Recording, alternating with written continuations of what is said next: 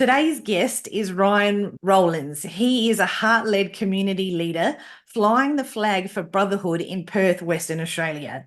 He plays an integral role in bringing the Sacred Sons Global Brotherhood to Australia, standing strong as the bridge between the Northern and Southern hemispheres. With a wealth of wisdom in physical and mental resilience and recent years exploring the spiritual realms, he brings a potent and grounded presence to this world. Hi, Ryan. Welcome to Heart-Led Changemakers. Hey, Maryanne, so good to see you. Thank you so much for the invitation to come and jump on the show. And I'm just, really looking forward to the depths in which we dive into and to have a beautiful conversation with you and share some wisdom for the community. Me too, me too. I think out of all the guests I've had the opportunity to interview, and there's been some amazing guests, actually all of them are amazing in their own way. But this one is one that I've anticipated the most. It is literally consumed my thoughts. So no doubt this will be an insightful and impactful show. I guess where I wanted to start was just as a bit of a reflection, maybe to begin with, because I was thinking over the last decade, it's become noticeable that there's a real male versus female dynamic at play, and women have been conditioned to be strong in the masculine and not in the feminine, and they've been led away from their divinity and from what real union with the masculine is. And after the Time's Up and Me Too movements, it just pushed even more anger up to the surface, and women stepped even further into the masculine. And as a female, it doesn't really feel good to operate like that and to interact with men in that way and in that energy. And I feel like for both men and women, there are a lot of negative associations with strength and protection and structure. Would you agree that as a society, we've become fragmented? 100%. The balance is way, way, way off. I think you can, without going too political, you can just look at the gender movement, right? Like, we won't go too much into that. This is more about the masculine and feminine within and in the community. But you can see that there's always something in the forefront of the community which is used to take us off balance. And for me, my reflections on the previous decades, it was women's rights. I feel it was such an important topic to spend a lot of time, a lot of love, a lot of education exploring that. But the balance just way sort of overcompensated. And that's where we are today. Is we're imbalanced as a community. Women have almost been pushed by society, by the powers that be, into this space of thinking that they need to be masculine, overpoweringly masculine, in order to get a healthy balance in life, from work, from the home life, from success, from all of those types of things, from happiness even. And what we're finding now in the work that I'm doing, and I can't wait to explore some of these topics, is we're bringing that balance back, but we have to start within, because for many, many decades and even longer, for centuries, men have been imbalanced as well, which is why the women needed to try and take back some of that balance. But it's just gone too far. I'm really excited to see what comes in the near future with the work that we're doing and unraveling today, because I find we're rebalancing. It's a slow and steady journey, but we're rebalancing as a community. And I just can't wait to see what's next. Me too. And it's one of the reasons why I wanted to talk to you, especially because you are Australian as well. I mean, there's so many reasons why this is so important, but maybe let's start with, how did you get to working in this space and leading men? Why this mission? Just, like, how did that come about? Because it's not what you are fulfilling, and that mission, it's not an easy one, that's for sure, creating that movement in a country where it doesn't exist. And that's the truth, it doesn't exist here until now with you. So how did you get to that point? What happened? There's something you just mentioned then, is like it didn't exist in this country. I just want to touch base on that first before we go any further. Men's work has been alive in Australia for quite some years, but it's been quite quiet. It's not been at the forefront of, say, social media or even in conversations amongst men in the community. It has been there, but it's almost been like underground. It's been really like quiet and gentle. And with the work that I'm doing now with Sacred Sons, it's right there. It's in your face. You can't hide away from it. And that's what we're seeing at the moment. So I just do want to preface on that, because there's some amazing men in the community that have been grafting and chipping away for many, many years. And some of these are my closest allies. But this is the awakening. This is where it's becoming normal practice for guys to connect with a solid group of men. So yeah, let's go back into how I got here. So, you know, I started my journey on personal development, I guess, back in 2009 when I joined the army. I thought that was the life I wanted to live, was to be the soldier, to be that warrior, you know, with the loaded gun, and go out there and fight for what I thought peace was. 2 years into that, I had a bit of an epiphany when my papers to go into the SAS got denied because I was too educated. They actually wanted me to go into officer training and become an officer and go up the ranks in that type of manner. And I just thought, nah, I'm not doing that. So I withdrew. I went traveling, and I really found a lot of magic in the isolation of being in my own thoughts, in my own heart, of like, what do I want to be remembered as? And I didn't know right then, but it was to be right here, right now, with someone like you talking about this type of work. I didn't know back in 2011 when I discharged, but it was 2018 when I had a huge, huge shift in my life. I'd already sort of started reading books on how to be a quote unquote better man. But it wasn't until a breakup with the woman who I'd actually planned on marrying in 2018. I won't go too deep into it, but she couldn't accept the man I was becoming. She could accept the man I was, which was, you know, a provider. It was a man who would come home every night and be the safety blanket for the family, her and her daughter from a previous relationship. But when I spoke true what was on my heart, of like what I want to be remembered as in this world, and it was a man of impact. It was a man who was out there to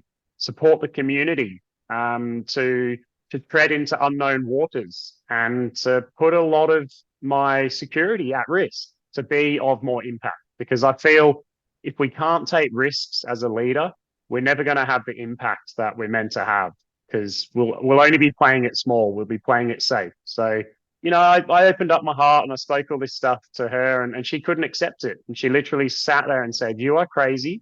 Get away from me." And I was like, whoa, geez, what just happened? So what actually transpired after that breakup was 6 months of depression and anxiety. And I had no idea what that was. I'd heard it. I'd heard the terms thrown around quite loosely, but I never knew what a panic attack was. I never knew what chronic depression was. I never knew what it was like to not be able to sleep for days and weeks on end, because my mind was just hyperactive. Like, what did I do wrong? How do I get better? Is there something wrong with me?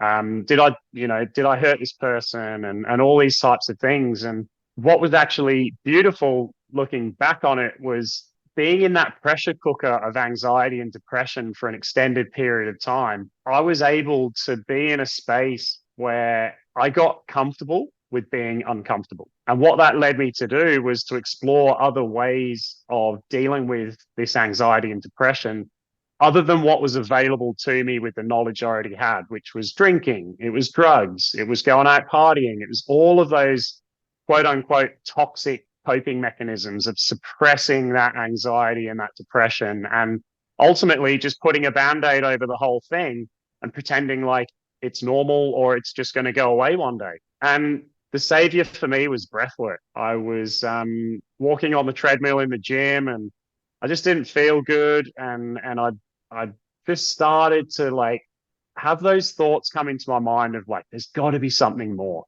There's got to be something better. And literally with the power of Google and social media, I just typed in ways to cope with anxiety, and all these Google things popped up of like, sign up to this course and do this and blah, blah, blah. And I thought, no, I'm just going to go on YouTube and I'm just going to punch it in there. And I came across a guy called Steve Maxwell, who basically took me on a journey of breath work, not like trauma release breath work. It was more breath awareness. And honestly, that's where it all began, was with the breath. And that's the only thing in the world that no one can ever take away from you, is your breath. You know, it's the first thing you do when you're born. It's the last thing you do before you pass into the other world. And it's always attainable and accessible at any given time in any given day. So breath awareness really saved my life. And you know, that then was the spiral effect that then led me into seeking some healthy masculine teachings. I came across a book called The Way of the Superior Man by David Deida.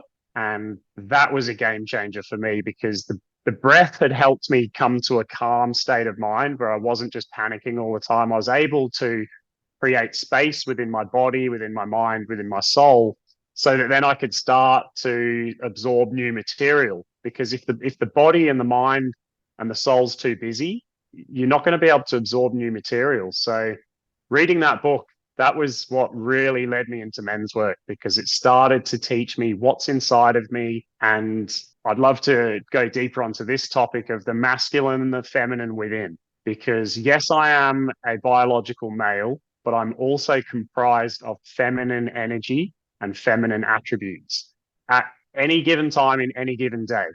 But it's all about what kind of balance have you got within, because then that externalizes your behavior and ultimately creates your environment. So yeah, that book saved my life. And, you know, I could chat for hours and days on what was next and what was next and what was next. But for any watchers, any viewers out there that are kind of looking at starting this journey into understanding the masculine and feminine within, in order to create that balance that I feel we're all seeking, The Way of the Superior Man is fantastic. And it's a great read for women too, because they can then get to understand the aspect of the masculine and feminine within too. So yeah, that's pretty much what led me here today.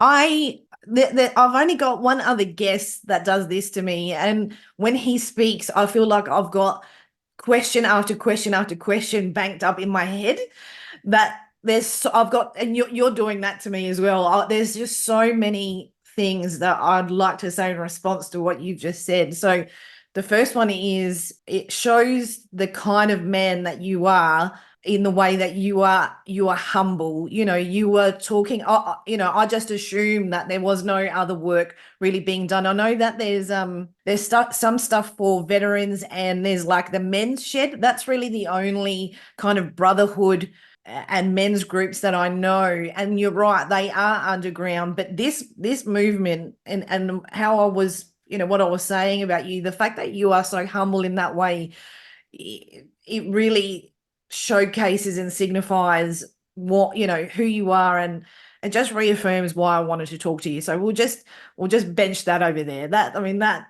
awesome. Just first and foremost, even if we ended the conversation just now, that just captures you, you know.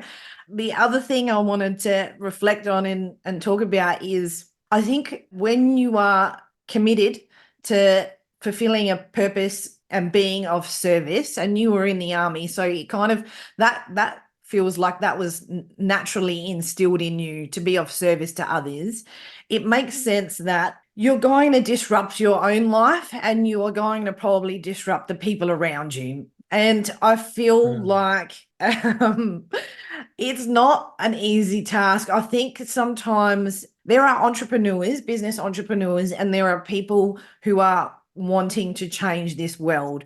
And part of the reason that I created this podcast is I want people to better understand that it's not so easy. It means blowing your whole life up because you feel a calling in your core that you have to do this. Doesn't make sense to anyone else, but your heart and your soul craves this expression. It craves this connection. It craves this fulfillment, and you can't really explain it. It's just a have to. And when you are in union with someone else, sometimes it can be disruptive to the point where you know you have to separate, because you're either journeying and growing at the same level and at the same speed, and both parties are committed and willing to do that, or there is a total imbalance. The scales flip. And I think as a society, and as what we're seeing in the world and in our communities, there are lots of separation and divorce. And I feel like that is still bubbling. That is still rising. And I think that's because a lot of people joined together at a time where everyone was just in their comfort zone. Everyone was in their little bubbles. Let's just, you know, get married and have the kids and work a 9 to 5 and just cruise along and have the mortgage and have all the superficial things. But our world has transformed, and it brought us to a place now where we're craving more. We're craving fulfillment and a contentment. And if both parties aren't committed, they will separate. So even just that on its own, without forget the big mission, that on its own is very disruptive, and it is gut-wrenching. So of course you are experiencing anxiety and depression because you felt alone, you felt isolated, you felt like your whole world, it's a death of your old life so that you can step into the new one. And it is, not a coincidence that you found some tools and resources to pull you further into that space, and starting with the breath and giving yourself that peace is a blessing. And I really love that you challenge yourself to find some tools and resources, and sometimes that's the key. It's just keeping things basic. I used to be of the philosophy that you used to have to dredge up and dig up all of the experiences that you've had. And I think I spent way too long in that space, to be honest, in reflection.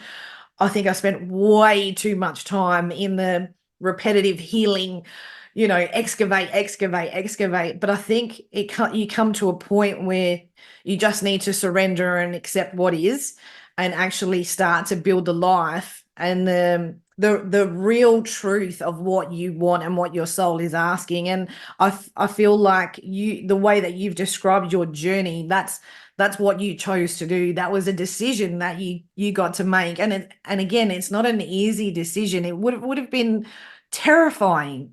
Was it? Yeah, yeah, it sure was. It was tough, to make a decision to move away from someone you saw spending the rest of your life with.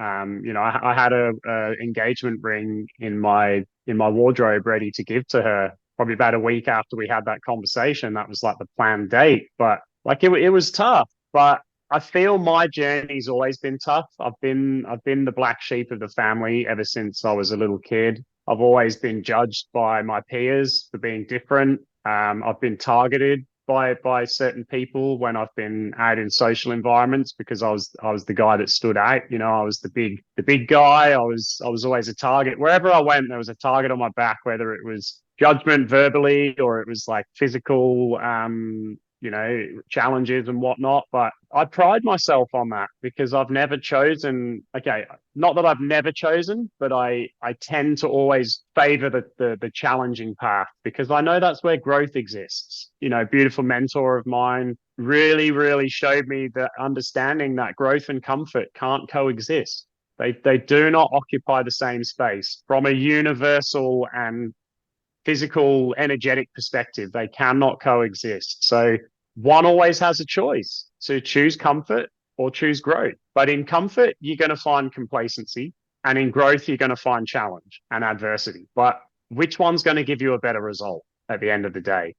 And 100% of the time, it's the growth, it's the challenge, because you're always going to be sharpening your sword. You're always going to be learning new information and shedding information that doesn't serve you, or beliefs that don't serve you anymore. And you're always going to be leveling up. You're going to be becoming more stronger, faster, more resilient, more loving, more open, more caring. And for me, I'll always choose the challenging path, and that's what's led us here today for this conversation, because I could have just chipped away really slowly and just built my own little thing here in Perth that was really small and beautiful and comfortable. But I basically tapped into my life savings and went and spent 8.5 weeks in the United States with Sacred Sons, and now I've been blessed with the opportunity to bring their work down under. And like, had I chosen the comfortable path, this wouldn't happen. And I wouldn't be able to step into a new layer of leadership, both inside myself and inside the community that I'm serving, and ultimately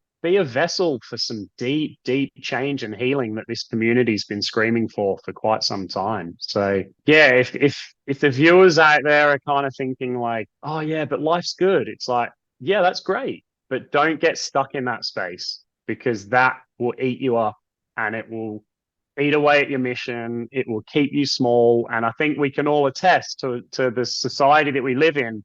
There are so many things out there that are trying to keep us small and keep us in this little box of comfort and conformity and complicit behavior, so that those that actually choose growth can get the upper hand on us and ultimately carve our destiny for us into where they want us to be. But we're not here for that. We're here to be the biggest, best, most beautiful versions of ourselves. And we must choose the hard path in order to get there. Because, you know, I'm not an overly religious man, but I do believe in God as an all-encompassing energy throughout the universe. And God, the universe, whatever you choose to attach to that type of energy, will always reciprocate those who choose challenge and growth. You'll always be rewarded and looked after. So yeah, stay in that frequency and life will just get better and better and better and better. I love that so much. And I want to ask you, as a man, is it especially important to be in that uncomfortable space? Like,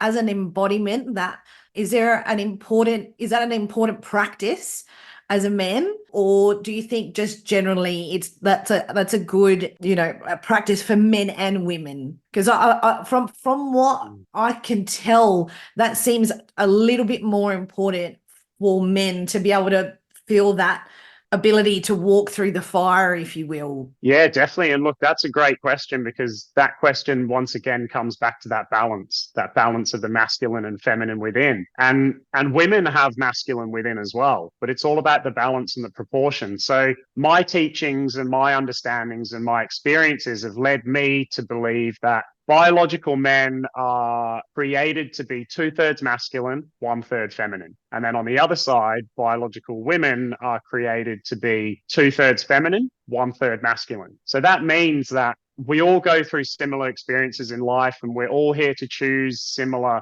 challenges and whatnot. But like, how much are you in that space and how balanced are you? So like, I think we can all attest to men typically are on this earth to be providers, to be protectors, to be leaders in more of a forward leadership way. Women are still leaders too, but more of a forward leadership movement of kind of like going out to find new pastures and find new land and risk their physical life to do that for the tribe, so that then the women and children can follow to these more lush and greener pastures in order to then survive and thrive at a higher standard. Women lead in a different way of the motherly nurturing aspect. They lead a child into their adulthood and then pass them to the men when they are no longer an infant type thing. So we all lead in different ways, but it's like the typical, more traditional methods, which I feel we're, in a big picture, we are here to be those more traditional, natural. I use the word natural as like the natural order of living, not some, fabricated idea that was written in a book or told to you by someone who is a hierarchical figure in your life. I feel the natural order, when you can zoom out and look at the bigger picture of how a biological male is even created, right? They're created as a taller, bigger, stronger vessel from a physical perspective, and they can't birth children, they can't procreate, but they can penetrate and contribute to life. But a woman is built to be more supple, more soft, even the physiology of a woman to be more gentle and less threatening. So they feel more comfortable, they feel more motherly, more nurturing, more maternal. And that's what they do. They create life, they nurture life. And then they pass it to the man in order for the man to strengthen that child so that that child can become stronger as a leader and all those types of things. So, that's kind of the way I feel a typical embodied man's role is in this world, is to more often than not choose discomfort and challenge, but don't get stuck and consumed by it.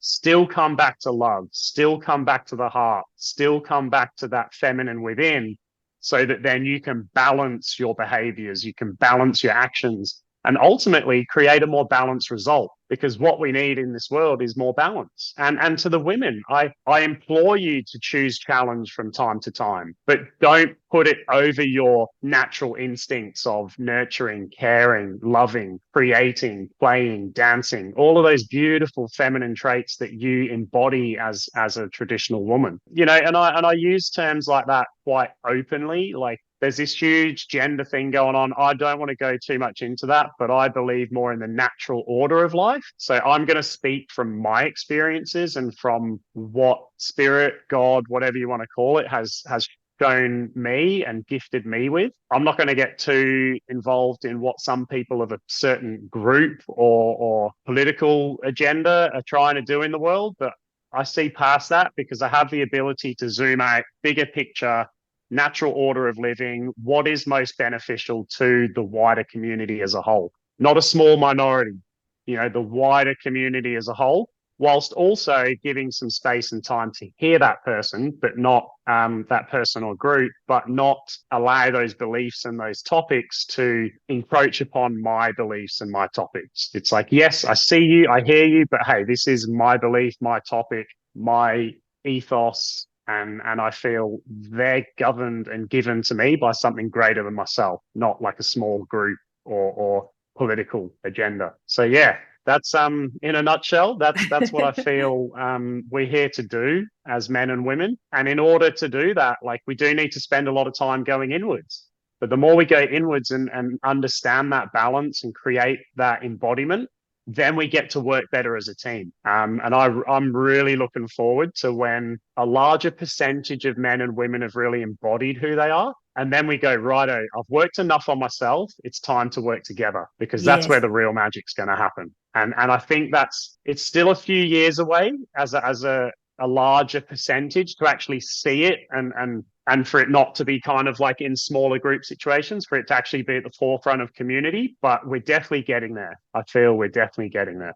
Yeah, I mean, it's especially challenging because there are so many agendas in a number of different ways that are pulling us away from old school values, when actually coming back to that fundamentally is the key. I think you and I are both definitely both on the same page with that side of things. I think with all the sides of things, but especially that, because there is I think because of the way things are fractured and so much of the conversation is away from those old school values, and in a lot of aspects it feels like those old school values should be shamed, that there's a shame, that there's it feels like, you know, you don't even have a choice to be able to operate in that way now. And I feel like that is a very significant challenge we are still working through. I think you're right. Working together, there are components of that definitely starting to build. There's some momentum there, and I look forward to seeing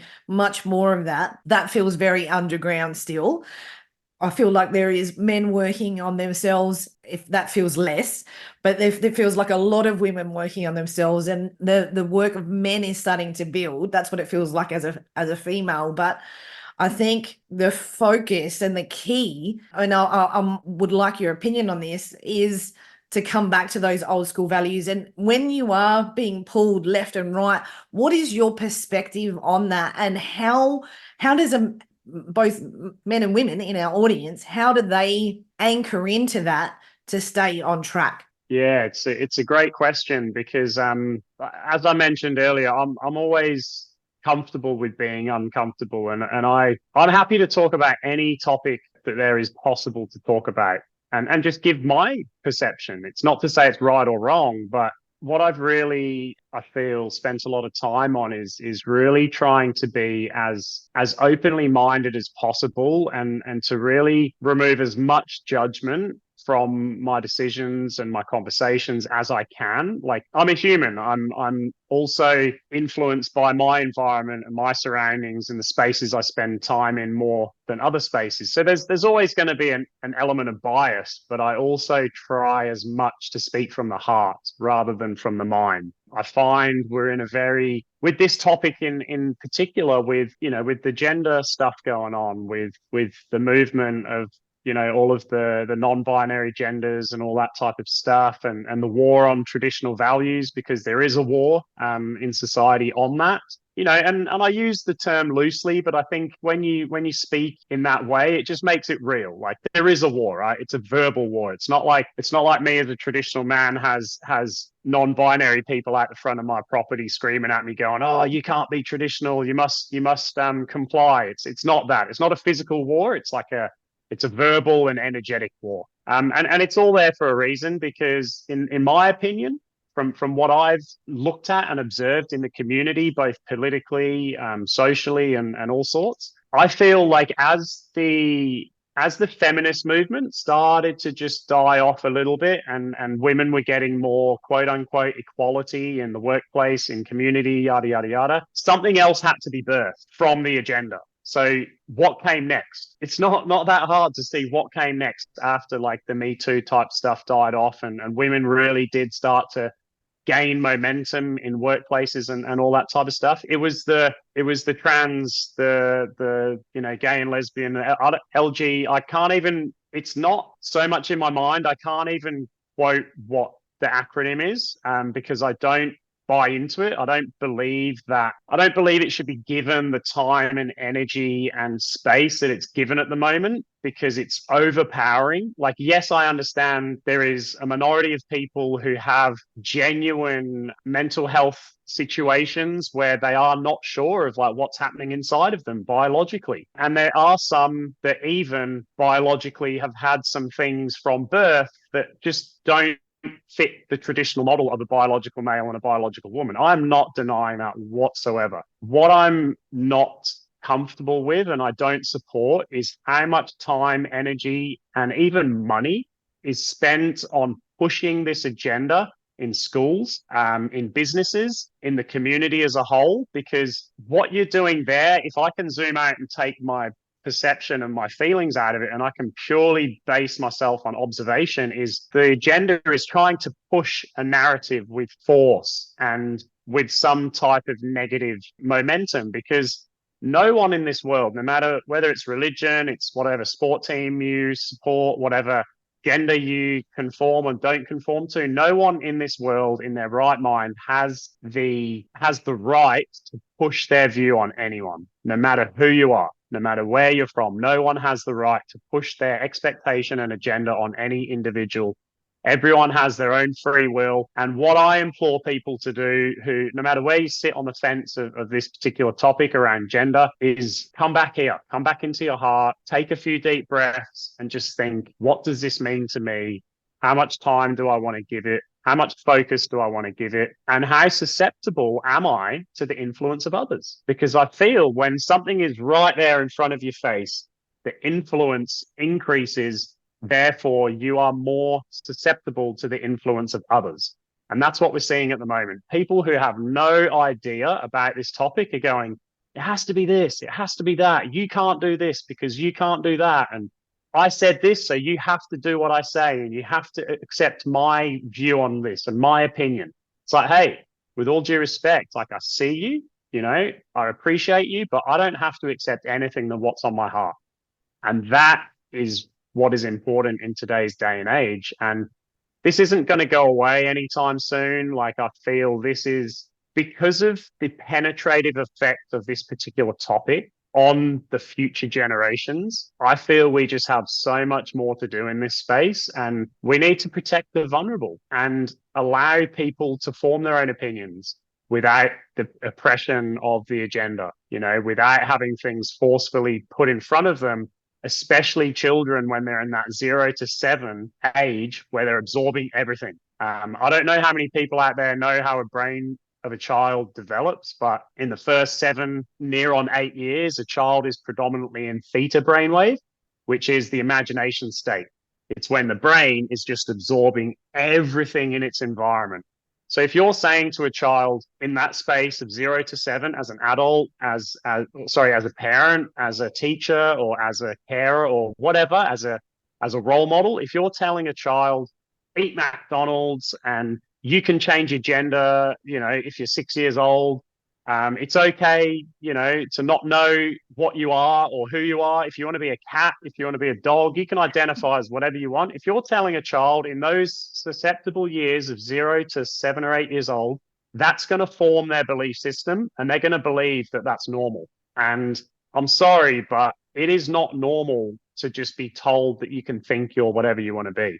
If you are a man in a biological man's body, minus a very small minority that do have some underlying biological issues, it's not on. And to force that upon children in schooling and whatnot is just, it really, really hits my heart, because children deserve the most neutral upbringing, so that then they get to be in a non-biased, non-oppressed state possible, so that then they can be their own person, not have all these ideas of people thrown onto them. And yeah, it just, honestly, like, I'm very calm and collected, but that topic really starts to bubble up frustration in me, because it's not fair. A child deserves the most loving and neutral way of becoming a young person that's possible, and that needs to have so much love in there, and good, healthy choices. And I just find they're not getting those choices they deserve, which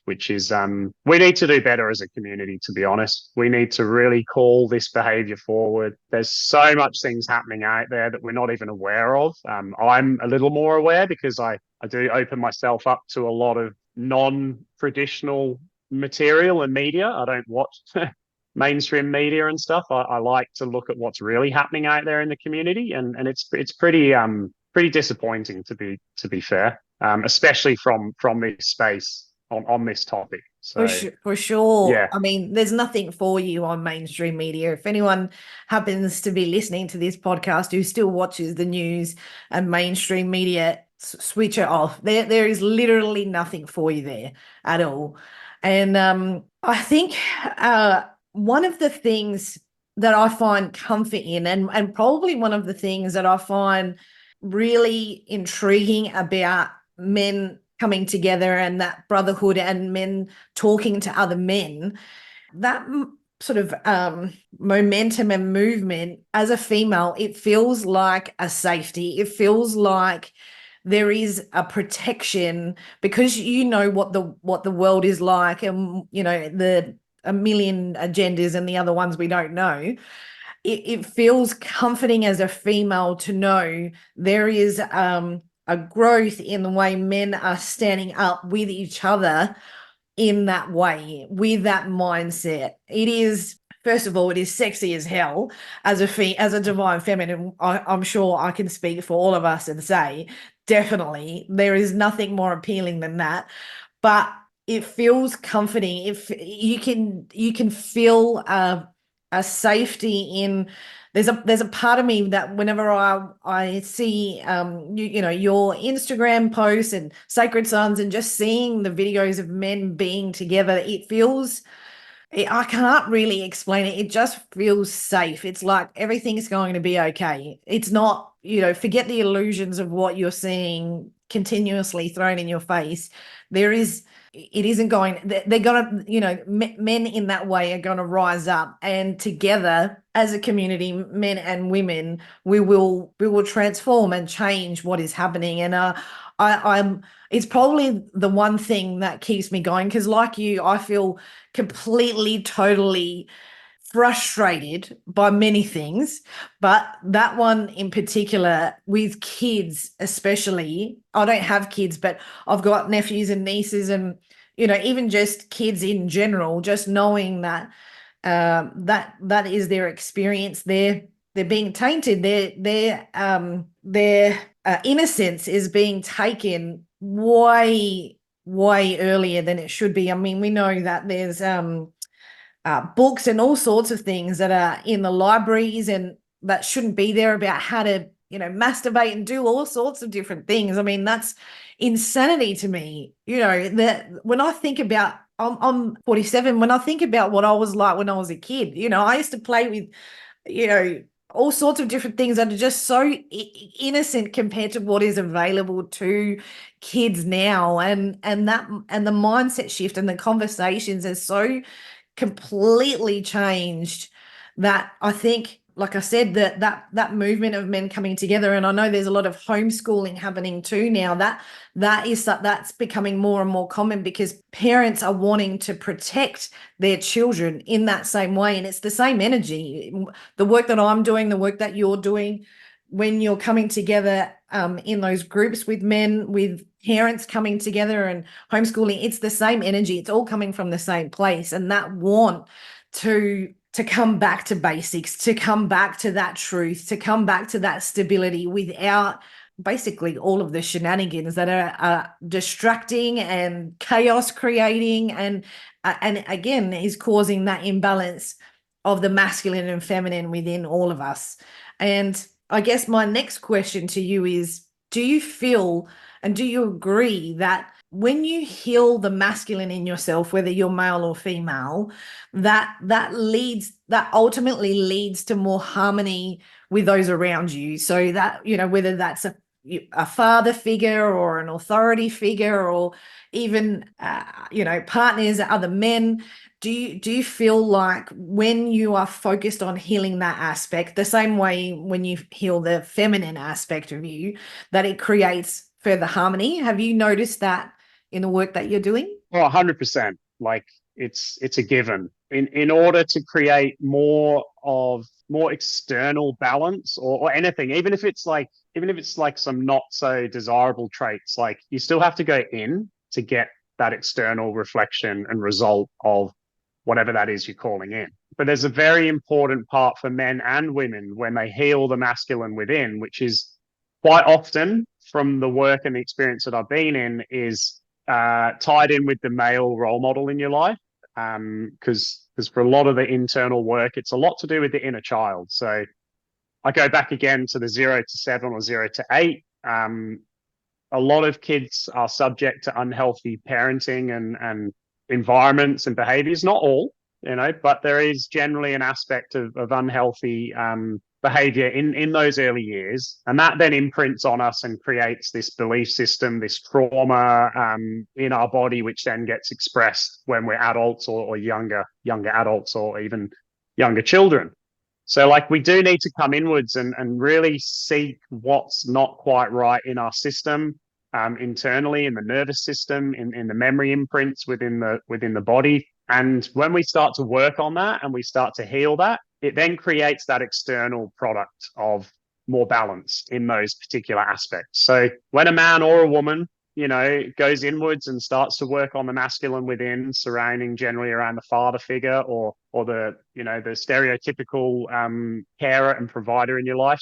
For some, it was the mother. There was never a father around. So, the mother had to be the father and the mother at the same time. So, that then creates a whole nother paradigm and a whole nother situation, because for one person to be a father and a mother, it's a very, very big ask and a very, very big job, which is why I'm a very big fan of the traditional two-parent approach of a mother and a father, because traditionally they fulfill roles that are not the same as one another. They fulfill complementary roles. You'd have the protector, the provider, the mentor, the sort of the guide, and then you have the nurturer, the carer, the lover, the creator. And then when those two come together in harmony, in unison, that child then gets this beautiful, balanced, almost blueprint bestowed upon them, so that then they get to go and then reciprocate that into their relationships and their environment, and ultimately their union, if they so choose, in their future.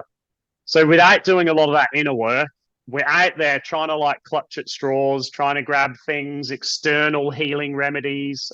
There's so much available, quote unquote, healing modalities, but the only healing you're going to do is within. You are your greatest healer. And for those out there, if you ever stumble across someone, if you're ever in a position and someone goes, hey, I can heal you, I can help you heal, it's like, just proceed with a bit of caution. I'm not saying that that person's bad or they can't provide you some sort of healing, but they are not your healer. If someone ever says like, I can heal you, like you need to turn away and go to someone who's like, hey, I want to help you. And by doing that, we need to go in. We need to go inwards. But I can stand by your side and I can help guide you, not teach you, tell you, show you like what to do, what not to do. It's like if there's someone out there in your environment that's like, I can help guide you to your own healing, that's what you want to hear. And more often than not, that person could be a good idea to work with. But yeah, you have to go inwards. And a beautiful mentor of mine, a man who I can just never express more gratitude and love to, Tim Morrison, who now resides over on the East Coast. He was my first ever men's work mentor, and he taught me so much, still does to this day with the Brotherhood that we have. And a beautiful thing that he taught so many of his apprentices and people that came through his courses was every new level has a new devil. So no matter how far inwards you go and you sort of transmute and heal and recover from a particular trauma, a particular level, there's always another one. And then you get to that one, you sort of complete that level. There's always another one. It's almost like a never-ending video game that there's no end to. Or you could even look at it as like Fast and the Furious. There's never an end to that series. There's always another Fast and the Furious, you know? So like, yeah, it's important to go inwards, but also it's important, I want to put out there that like, it can be fun too. Like the internal sort of healing and uncovering traumas and stuff doesn't have to be like horrible and dark and scary and traumatic. Yes, parts of it can be based on what you've been subject to in the past, but at the same time, it can be so beautiful. And that's the balance of the feminine and masculine within, because the masculine tends to go for the tough approach, the grind, and just go deep and just really keep going. And this sucks. And I don't want to do this, but don't forget to bring the feminine in too. Allow that feminine within to complement that part of the masculine journey. And that I find is what really helps like bind it all together, because there's some great men's work out there, which is very like purpose driven, very masculine, very like penetrative, but a lot of it lacks the little portion of feminine in there as well. So where you can play and you can joke and you can laugh, like when the time is right. I'm not saying like when stuff sucks and you need to get something done that you just switch off and go, oh, it's all going to be okay, and just surrender and be in that feminine energy. No, at times you have to be in the thick of it, but you also need to come up for air. You also need to have a break for like the nervous system, even to like take a break to allow it to just, decompress, maybe go outside and, take some time to yourself and just be with nature, be in that really gentle feminine space. And, it doesn't mean you have to go to a cacao ceremony and drop deep into really like ethereal practices and prayer and all that kind of stuff. You don't have to do that kind of stuff. You can if you wish, but you do need to honor that feminine within throughout the journey of masculine embodiment. And that's what I really, really love about the work that I'm doing with Sacred Sons is we go so, so deep. And you can just look online at some of the content on Instagram and Facebook, and it is very raw, deep, primal stuff. But in every aspect of that, there's beautiful feminine practices too. We sing, we dance, we play, we hug, we cry. But the 2/3 of it is the deeper primal masculine work, but there's always a balance of the feminine too. And that's why it's so successful and it's so potent. And it is the game changer in brotherhood globally, is because it's so well balanced. Yes. Can I ask you a question? Do you think that as a society, we're too much, when you look at the world, do you think the world is too in the feminine? Do you think we're too emotional? No, if I had to like zoom out as an observation globally, I would say we're too deep into the toxic masculine. And I don't really like to use that word too much, but let's use the word unhealthy, unbalanced, because I think like the whole toxic masculinity thing's got a bit of a gender-based edge to it. So I feel as a whole, the globe is too deep in an unhealthy masculine. So they're too deep in that energy of penetration, 4 ways of force, of getting something from someone, or no, taking something from someone, getting the upper hand on someone whilst that person burns and suffers. Comparison, oh, I'm better than you, or if I'm not better than you, I'm going to like try and bring you down a level to like be lower than me. I'm going to go and take this and you're going to go without, instead of like there's enough for everyone. I can have and you can have too. I feel we're in that too much of that energy. And I don't think, to be honest with you, like this isn't coming from me. This is coming from a pure observation. It's almost like spirit is like giving me this download. It's just like this, look at the world, look at the place we're in. And it's not to say that there's not like large communities that are more in a healthy perspective. I find a lot of what I've stumbled across on like tribal communities and more indigenous communities are way, way, way more balanced. You know, they have these beautiful community structures. They have these beautiful elements of play and joy, even though from a Western perspective, they've got nothing. But hey, in having nothing, you realize what you have. So course. they realize that, yeah, they have everything they need. They don't need all the extras that we get today. And they know how to play to their strength. And so then everyone feels good, right?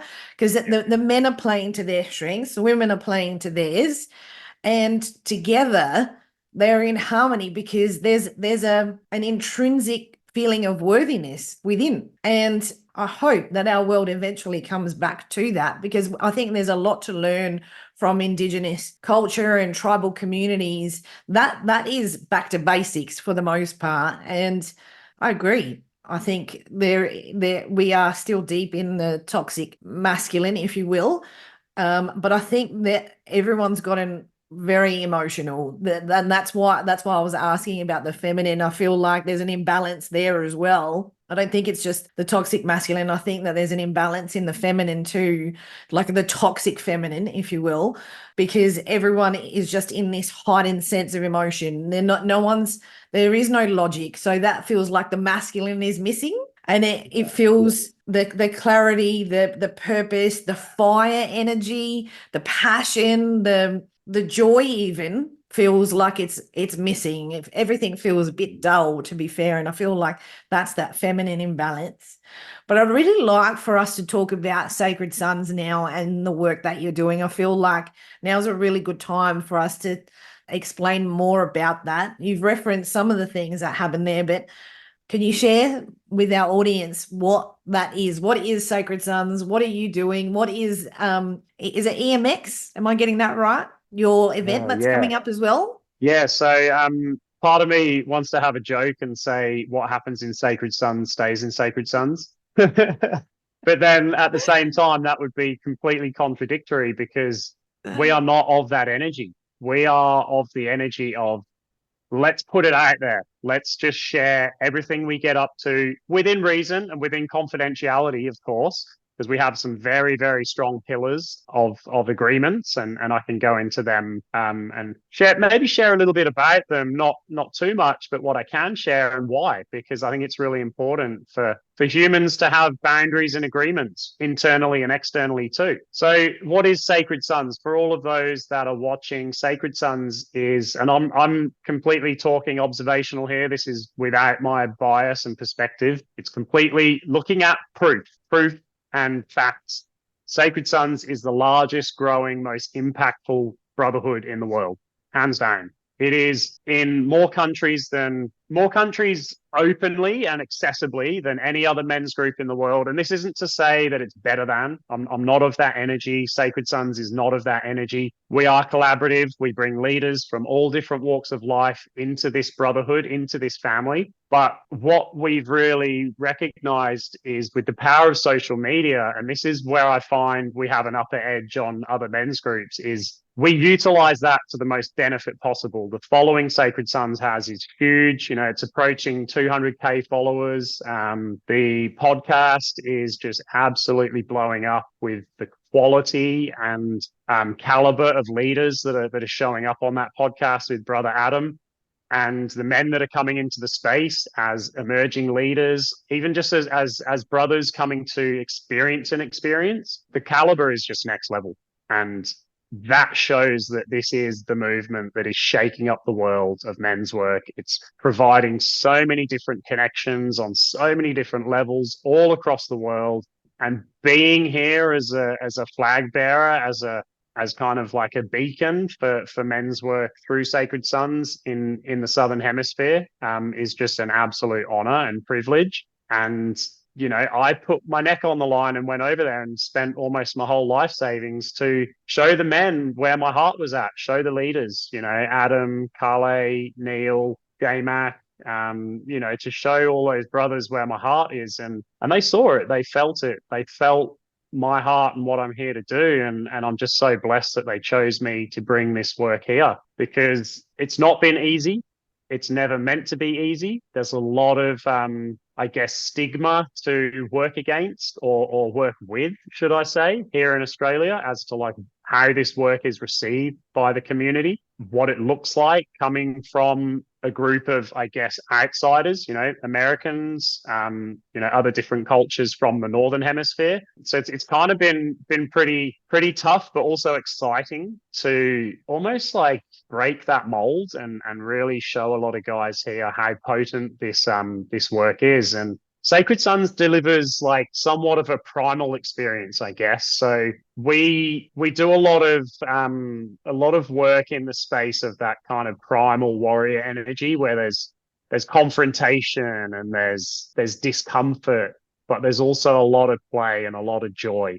But we really relish in that witness of the processing of what a man is struggling with, or what a man is moving towards. And the power is in the witness, really. And that's what's really changing the way, is being a witness to a brother going through something, allowing him to witness you going through something, and then those that aren't directly involved being a witness as well, as a large group of men. And then you have the social media witnesses as well, of witnessing other men going through things on a wider scale. So like, that's where the real power is in the witness, amongst brotherhood. So I like to really promote the idea of whether or not you're man or woman, is you are almost a product of those you spend the most time with. So if you spend your time with low vibration humans, and I'm not saying bad or good, but just lower vibration, those that are comfortable just dragging their feet along in life, if you're spending most of your time with those kind of people, that's going to rub off, and you're generally going to behave at that type of frequency. So if you're surrounding yourself with high caliber humans who are here to be of impact, be of service, to love unequivocally, openly, wholeheartedly, to celebrate life, also challenge life, to be brave and courageous enough to go inwards into all that messy, like into the mud, and do that in front of others in a space of non-judgment, in a space of trust and accountability. If you hang around with those people, I guarantee you your life will change, and it will change as rapidly as you're able to allow it. That surrender piece, right? Often there's an element of surrender, because your external environment might be trying to keep you small, keep you really kind of like stuck in your old stuff, your old patterns. But then if you start to surround yourself with higher caliber humans, that story then gets challenged. So you're called forward into a higher level of existence and a higher level of service for self and others. And that's what we do at Sacred Sons, and what we've got coming to Australia, both in Perth and New South Wales, is EMX, which is, it's pretty much, it's kind of like the second level of experience, but it's almost like the flagship level, which gives you a really, really good, deep, embodied test of what type of men's work we deliver. So there's elements of, like I said, confrontation, there's elements of ceremony. So that's the sacred part of it. So it's like working with the directions, working with the land, working with energy as a whole, like as spirit comes through and kind of almost guides the journey sometimes on how it's meant to go for an individual and for the group. And then celebration too. So there's like dance, there's song, there's play, there's lots of time to just relax and decompress from maybe the experience that happened a couple of hours prior, celebrating through amazing high quality food and just being there to celebrate brotherhood. And yeah, as a sort of overview, that's kind of what happens on these weekends without going through into too much detail. Because also there's a challenge in, I think, kind of like advertising this work of not going too much so that guys come in and they kind of already know what's going to happen. So their mind is kind of like pre-programming this journey. And then you're sort of like, oh, well, this didn't happen. So, oh, did I really get what I paid for? Or, did I really get what my mind is telling me I'm meant to get? It's like, no, no, no. We want to keep you here. We want to keep you in the heart. So we'll show you what you need to see, and we will tell you what you need to hear to be somewhat prepared. But also, as soon as you come through that door, it's like, just open your heart and allow everything to happen organically, because we're not selling cars, jewelry, clothes, CDs. We're dealing with humans, and we are so organic. It's not funny. So, like, you could come into an experience feeling absolutely on top of the world, and then something happens throughout that 3 or 4 day experience, and you never even expected it to happen, but you're now feeling like pretty heavy because you're processing something. So that's the fluctuation of energy that can happen. And we really relish the leaders and the facilitators in that space on how to support those types of fluctuations in energy. Because, once you open up the portal of brotherhood and you have the courage to go deep within the agreements that we make, you have no idea what may come up for you or another brother. But the key is to support one another open-heartedly and wholeheartedly, and just to be there side by side. And to support one another and celebrate one another with whatever comes up. Because, the work that you do in this world, there's some pretty tough things that have happened to people that have been dormant in their psyche for a long time. And all it takes is a trigger for that to come back up. And it could feel like you've gone to hell and back. But knowing that you're supported by such beautiful people in that same space, that's the key to the transformation that happens on these weekends. I love that so much. I had goosebumps when you were talking about all of that.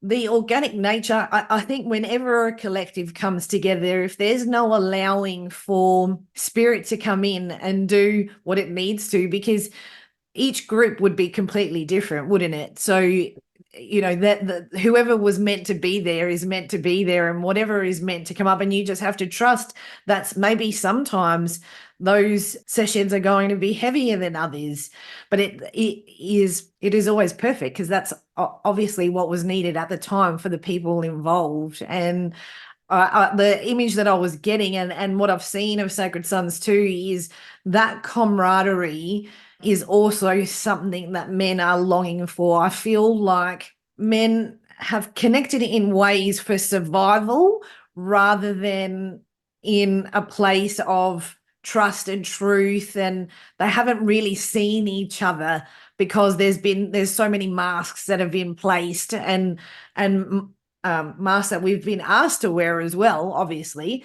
But I feel like it's a place where they're really seen, and that feels really exciting. It's joyful for me as a female to watch that, and you can tell that happens if you're paying attention and you're intuitive.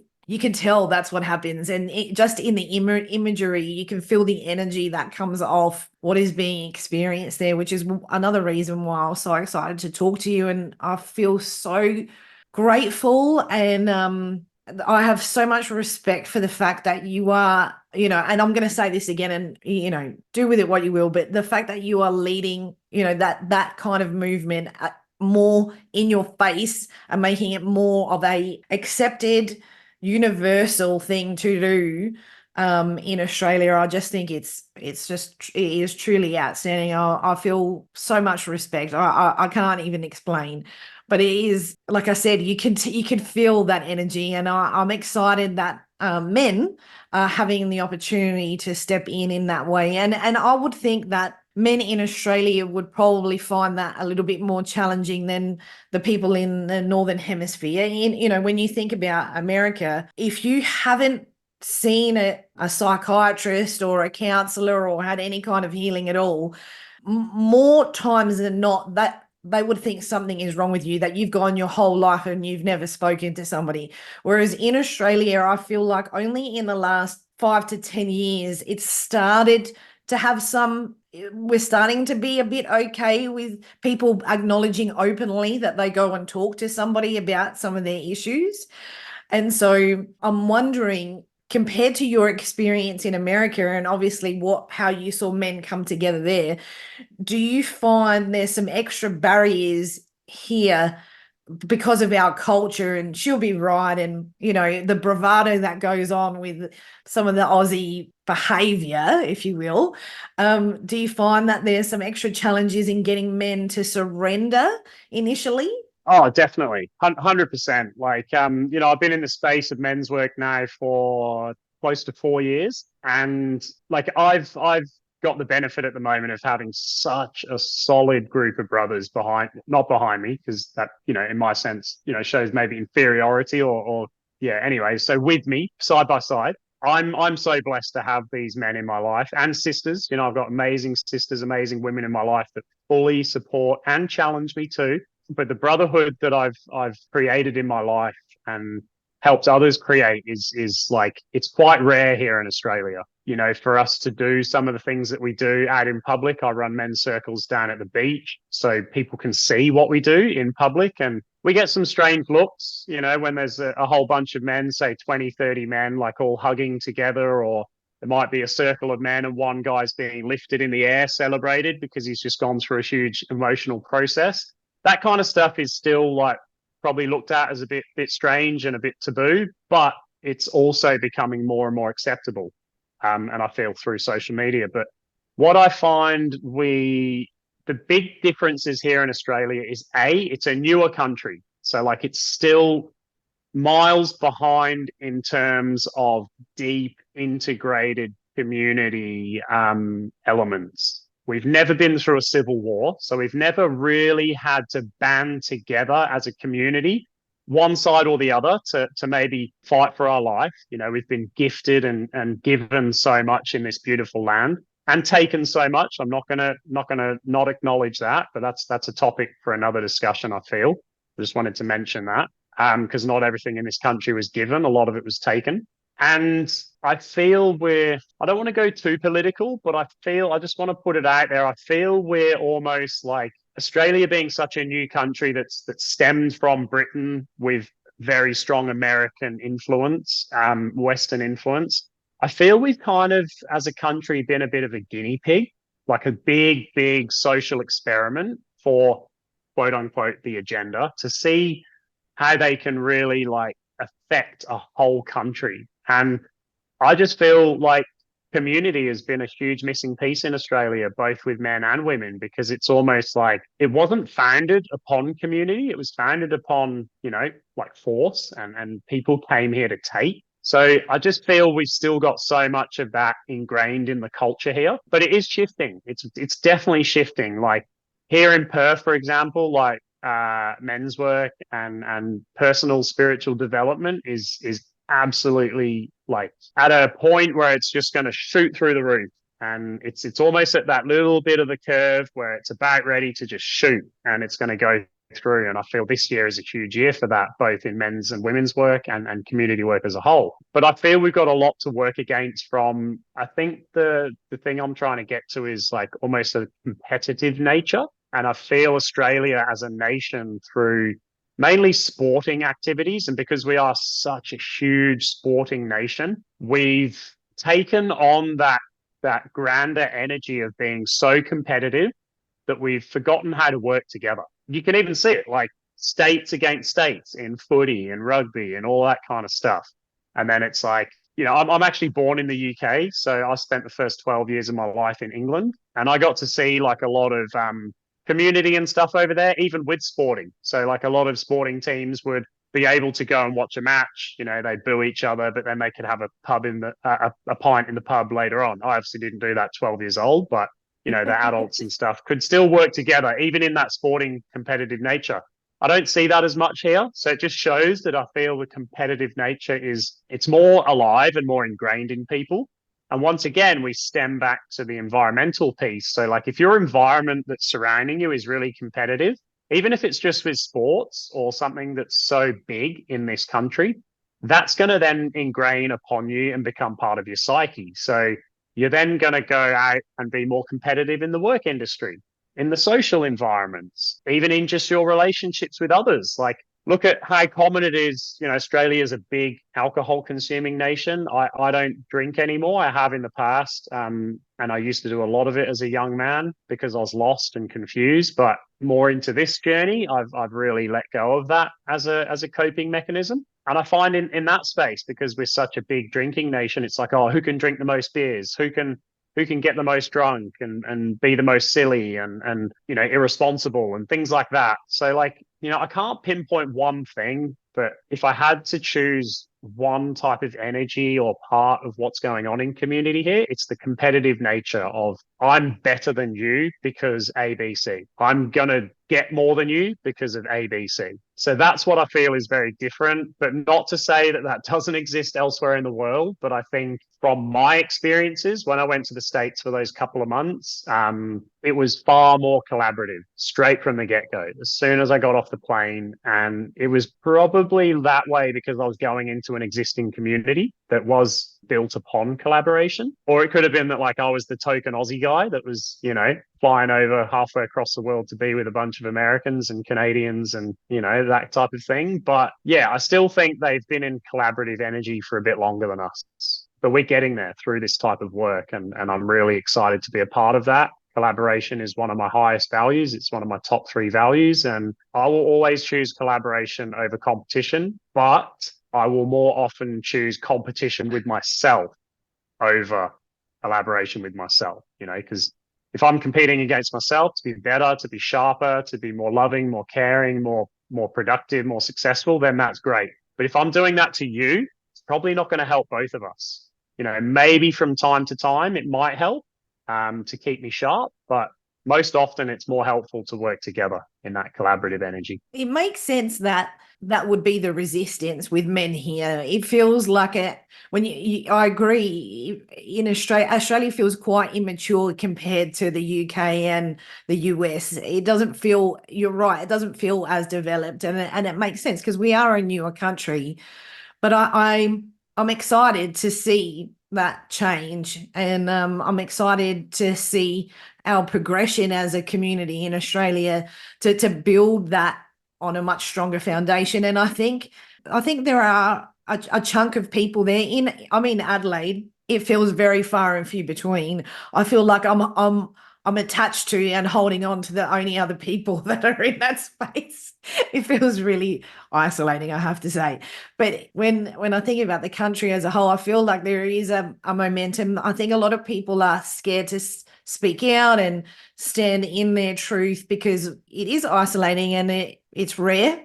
And so there is a comfortability in how to be that way. I don't care now. I've just fully put myself out there, and I've used this podcast to talk about the things that I'm interested in and talk to the people I'm interested in as well. But I feel like there's people are still hiding in their comfort zone. And so I'm looking forward to seeing the work that you're doing really start to build some momentum. And then, I look forward to seeing that happen in Perth and then consecutively in the other states as well, especially here. That would be good. I mean, I've loved everything about this conversation, but I would like to just maybe ask you another one. What do you love most about being a heart-led change maker? Oh, there's so much to it, honestly. Like, I could choose a myriad of different sort of highlights that what this journey provides me. And I think the biggest, deepest reward for this work is truth. And I don't mean like truth up in here. It's the truth in here. And something special happens in our body when we just know. There's no, the mind is trying to go, oh, what's going on here? Like, what is happening? But when your body becomes overrun with like love and joy from the heart space, it's not like this, oh, that's weird and I don't know about this. It's like that deep knowing of like what I just did or what I'm about to do or what I'm currently doing is just so true to my heart that nothing else matters.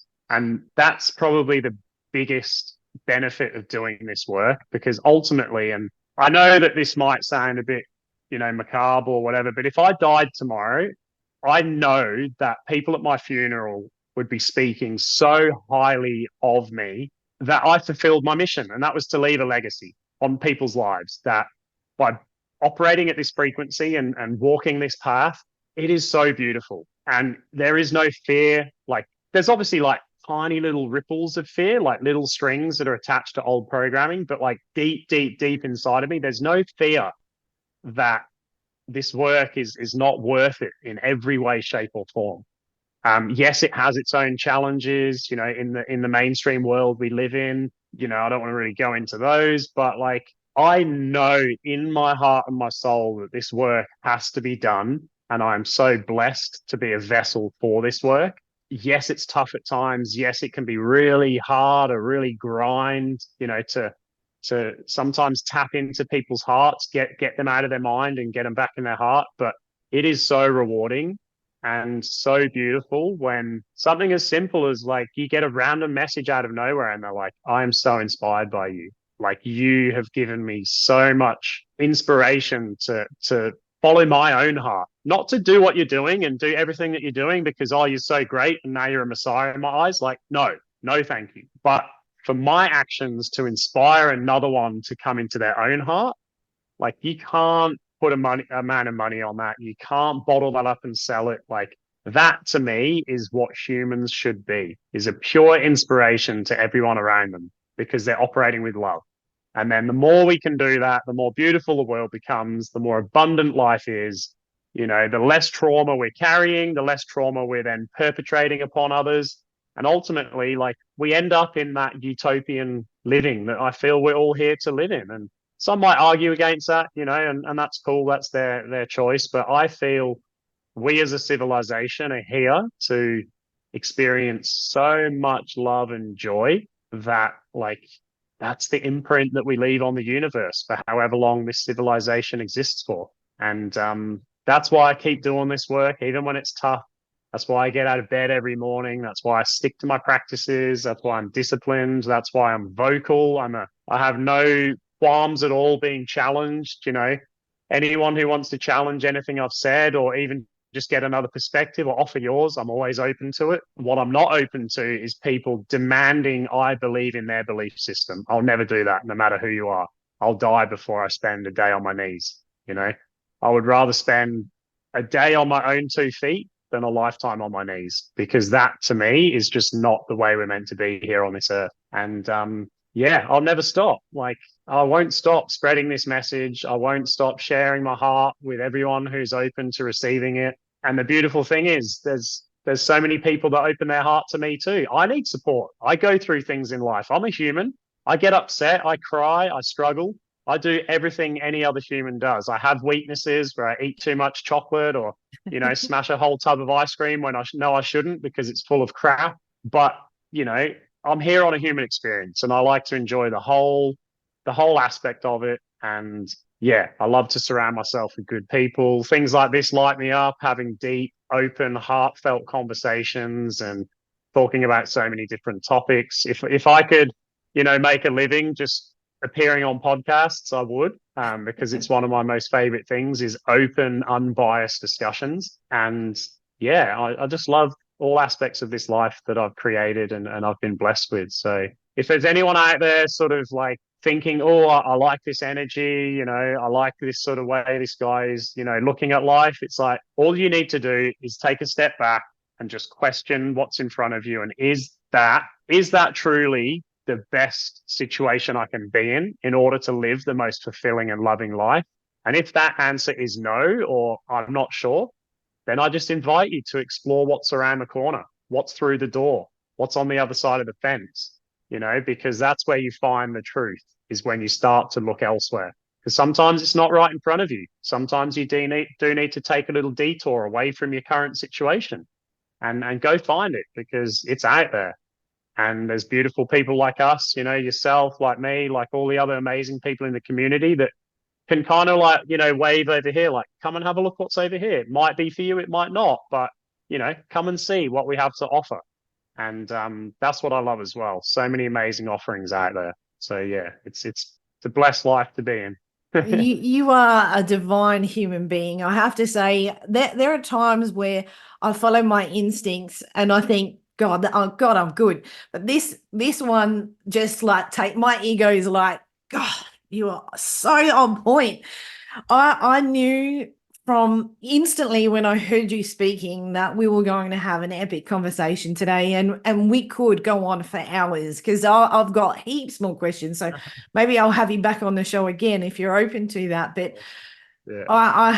I've loved everything about what you've said today, and there are so many things in each answer that I think it's going to take multiple listens for people to digest our conversation today. And even for me, I'm going to end up listening to this a few times because there's just so many components that are true and resonating, and just everything is from the heart, and it shows. And I'm again so grateful that you've taken the time to be on the show today. And so our audience, I will share your links and your website, but how can they best connect with you?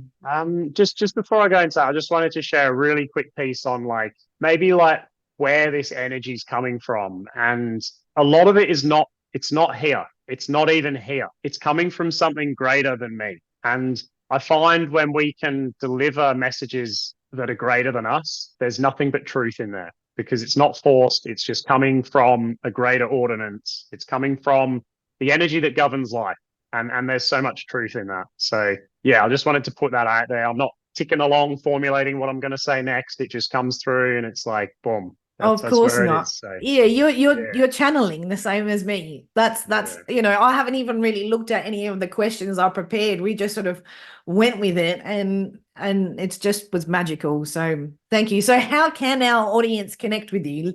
I'm sure they're going to be busting too. Yeah, yeah. Look, I like to work with the ethos of like my door's always open, you know, within reason. I'm not going to take a call at like 12 p.m. at night when I'm sleeping, recharging the battery. But like, if there's something you want to like reach out to me directly, like drop me a line on my Instagram, ironbuilt87. That's my direct line. Like, I don't have a VA that's running that. It's just me.